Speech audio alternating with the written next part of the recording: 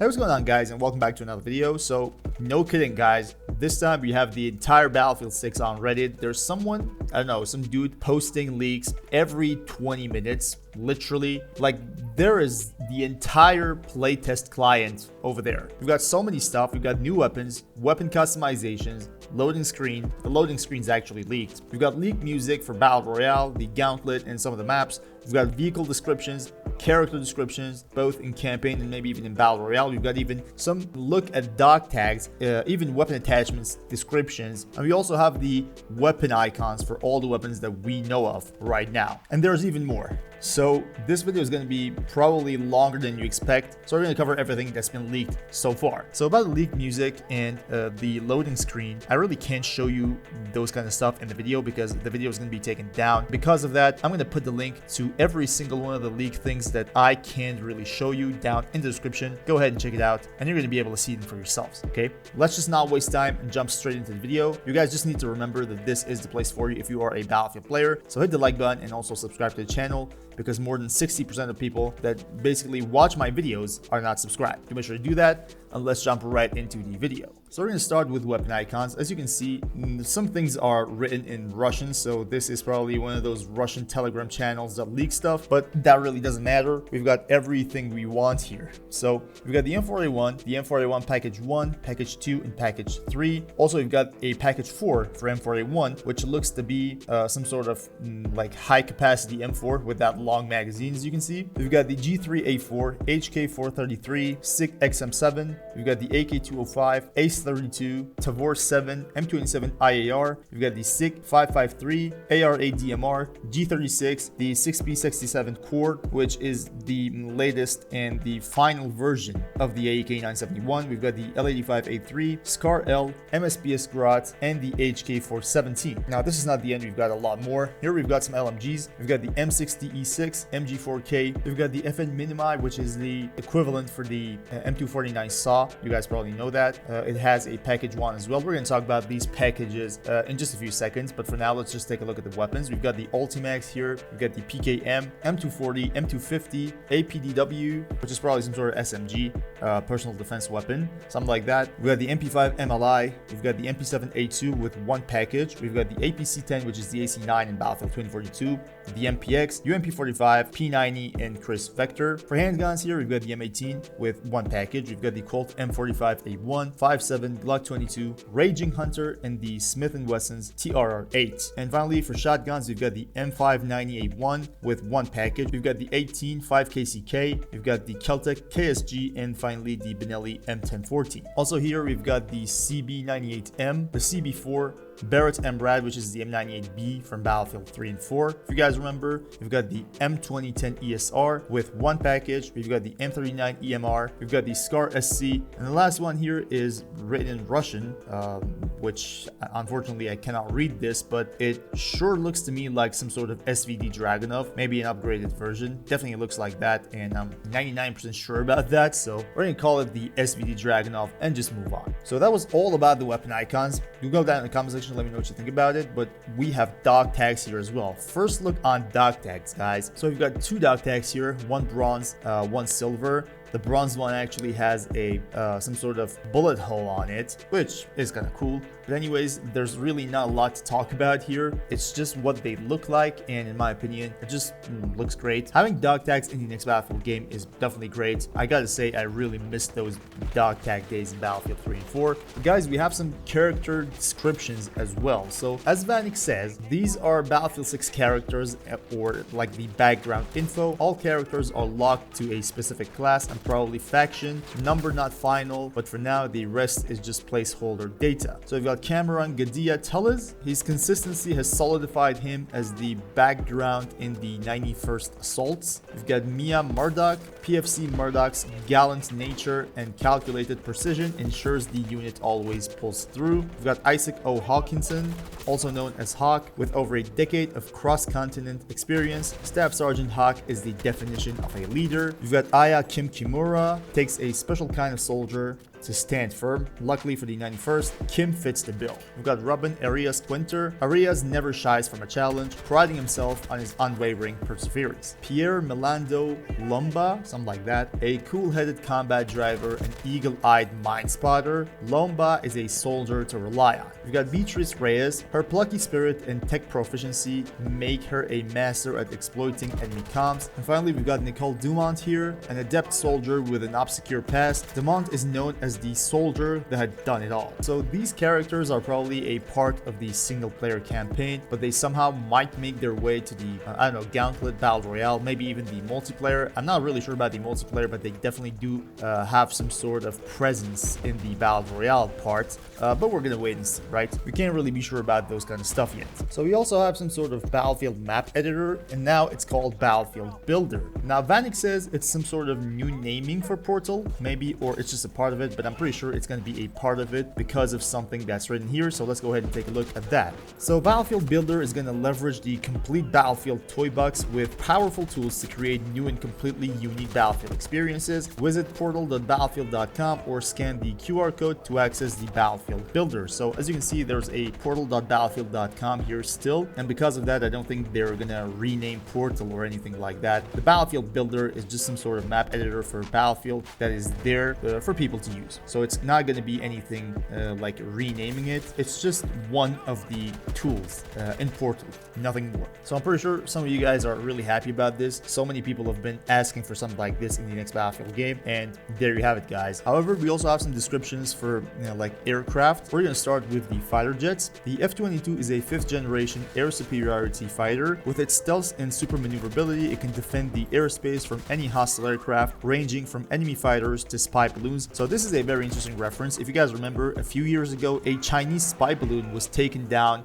by a F-22. This is probably referencing to that because there's no need to basically just mention a spy balloon out of the blue. So that, in my opinion, is a very interesting reference there. The Su-57 is a stealth air superiority fighter with thrust vectoring for increased maneuverability. It is effective at defending airspace from any enemy aircraft. For attack jets, we've got the F-16, which is a single-engine, multi-role aircraft capable of both engaging enemy aircraft and delivering ordnance on ground targets. With over 2,000 units in active service, it is the world's most common fixed-wing military aircraft. Finally, we've got the JAS-39 Gripen, which is a Swedish light multi-role fighter capable in both air-to-air combat and strikes on ground targets. For helicopters, the AH-64E Apache Guardian is a tandem-seat attack helicopter. The combined firepower of the pilot and gunner weapons allow it to effectively engage all types of ground targets. The EC-665 Tiger is a tandem-seat attack helicopter as well. The combined firepower of the pilot and gunner weapons allow it to effectively engage all types of ground targets. The AH-6M is an agile light attack and observation helicopter. And finally, the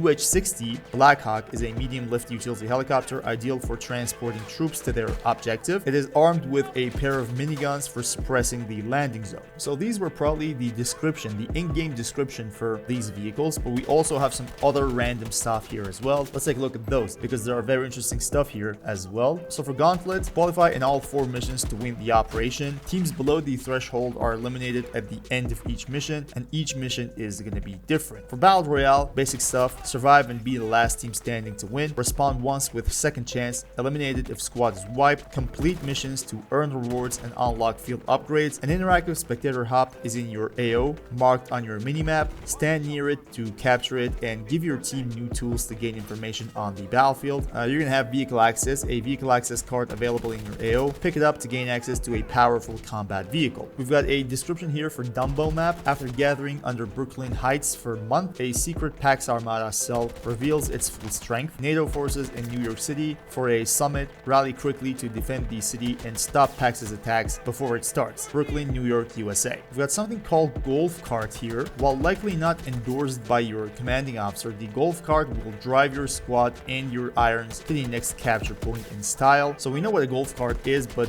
why should they put some sort of description here for it. It's probably some sort of either the campaign, probably a campaign mission, or maybe some sort of battle royale description here. I don't really know. We've got an anonymous mode here. When set to on, your profile name will appear different to all other players on the server. Players will not be able to see your actual profile name in Battlefield, which is probably good for some, streamers, maybe even content creators that don't want to be playing with their main account name there. Personally, I don't really care about those kind of stuff. We've got a streamer mode with no description, and we've got simplified squad list. A simplified squad list will hide the player names and shorten the health and armor bars. This is really going to help for people who want a clearer and less shiny HUD. That's really going to help. And we've got a backpack control here. Select when the backpack is shown. This is definitely some sort of battle royale stuff, and that's going to be about that. But we have some descriptions as well on weapon attachments. So let's go ahead and take a look at these descriptions, because they have some interesting stuff going on here. So the TL mission light, basic illumination, provides minor improvement to hipfire recovery, has potential to blind most enemies. The SF Scout M300V, basic and infrared illumination, provides minor improvements to hipfire recovery and has the potential to blind all enemies. The FN Elite RF, infrared laser rangefinder, allows for easy weapon zeroing. Hurst 4, which is a 5 milliwatt red laser, it provides minor improvement to hipfire accuracy. The LA23 PEQ, it's again a 5 milliwatt green laser, provides slight improvement to hipfire accuracy but is visible to other soldiers. We've got the DBAL A3, a 50 milliwatt green laser, provides moderate improvement to hipfire accuracy but is visible to other soldiers. So what's going on here is we are going to get lasers with different powers. How powerful they are is basically determined by these milliwatt numbers. The 5 milliwatt is definitely less powerful than 50 milliwatt, so the less powerful ones are not gonna increase your hipfire accuracy a lot, but they are less visible. So if you want to be having more hipfire accuracy, you have to basically sacrifice your stealth. Your laser is going to be a lot more visible and a lot easier to spot, something like that. Okay, moving on, we've got the Mepro Sting. It is a customized 50 milliwatt blue laser, provides slight improvement to hipfire accuracy and minor improvement to aimed accuracy when moving. We've got the Wilcox Raid XE, customized 120 milliwatt blue laser, provides moderate improvement to hipfire accuracy and minor improvement to aimed accuracy when moving. For grips here, we've got the TFS Vertical. It's a flexible Israeli foregrip, provides slight recoil control at the cost of aimed accuracy when moving. We've got the RK1 Vertical, aftermarket Russian foregrip, provides slight recoil control. Tango Vertical is a popular American aftermarket foregrip, provides moderate recoil control at the cost of aimed accuracy when moving. And we've got the 664 Vertical, standard issue Russian vertical foregrip, provides enhanced recoil control at the cost of handling when aiming. We've got the KAC Vertical, the definitive vertical foregrip, provides maximum recoil control at the cost of handling when aiming. I'm pretty sure when you have the maximum recoil control, you are going to lose a lot of weapon handling, that is for sure. We've got the Evo Hand Stop, basic grip for pushing one's support palm against their firing hand, allows weapon to be fired while sprinting. So this is very interesting. You can actually fire while you're sprinting. Isn't that very interesting? I'm pretty sure this grip is going to be very controversial when the game comes out. You've got the MSBS A2 Short. It's a polished stubby grip with a slight angle, provides moderate recoil control and minor benefit to aim speed at the cost of aimed accuracy when moving. So that was about some under barrel attachments, some lasers and some grips, but we also have some tank descriptions here. So main battle tank customizations for Abrams and Leopard. For primary ammo, we've got the MPAT and the APFSDS, nothing more than these two. For secondary ammo, which is the switch to option, we've got the HE shell, the canister, or the guided shell.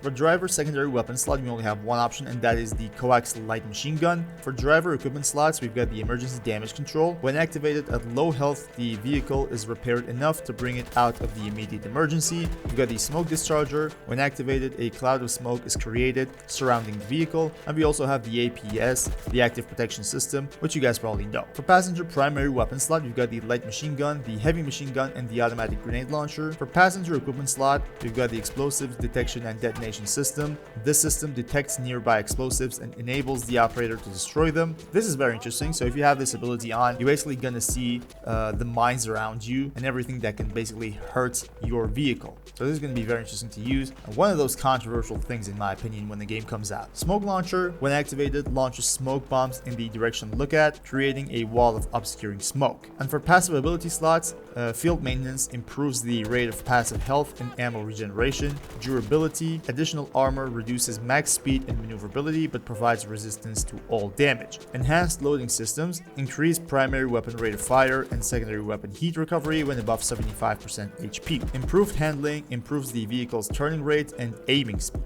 So that was all about the tank description as well. We also have a leak that some of you guys might find interesting. We have the aftermath, the Brooklyn map points of interest. So you have the plaza, park, alleys, fire station, panorama, commercial, boardwalk, and finally the NATO HQ and the PAX HQ. So this actually, again, confirms that we are going to be NATO against PAX Armada. A very old league, to be honest, but it just becomes a stronger and stronger option as we're just moving forward with all these leaks. So about weapon customizations, guys, this week is from yesterday. We've got something called packages. Now, weapons packages are unique instances of a selected weapon. Each weapon has packages which are equipped to loadouts. Modify how a package plays using attachments. Attachments unlock per weapon as you play with its packages and improve mastery. Equipping attachments costs point and each package has a limited budget. Customize the looks of a package to your liking with various cosmetics. Make your weapon unique by adding skins as well as attachment skins. So we are going to have attachment skins as well. For example, you might be able to add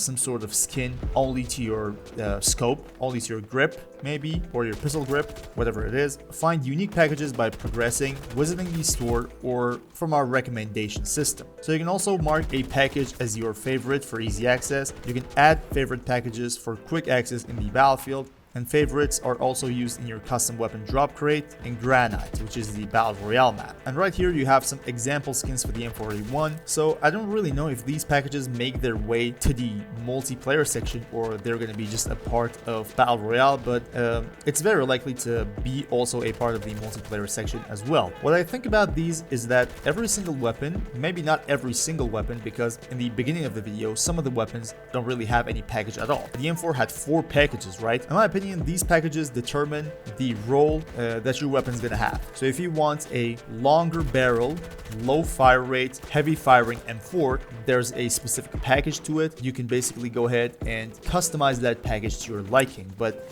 the base thing is going to remain there, low fire rate and high velocity probably. If you want something with like higher magazine capacities, you're going to go with another package for the same weapon. That way, you are going to sacrifice something to get more rounds per mag. That's what I think these packages are good for.